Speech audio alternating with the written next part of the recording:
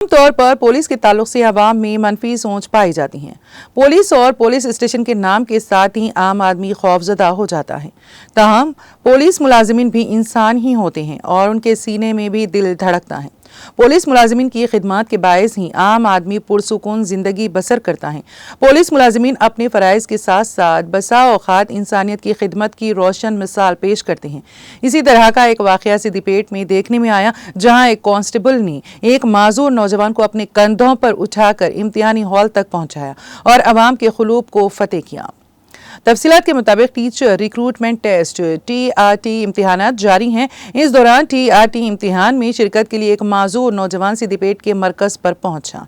इम्तिहानी hall पहली मंजिल पर वाक़ था। कांस्टेबल ने माजूर TRT उम्मीदवार को अपने कंधों पर उठाकर ले गया और इम्तिहान हॉल तक पहुंचाया।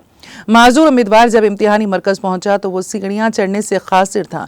जैसे ही 3 टाउन पुलिस स्टेशन के कांस्टेबल 45 साल आसिफ की नज़र माजूर उम्मीदवार पर पड़ी, वो फिलफूर मदद के लिए आगे आए और माजूर उम्मीदवार को अपने कंधों पर उठाकर इम्तिहान हॉल तक पहुंचाया। वहां मौजूद तमाम अफराद ने आसिफ की सताइश की।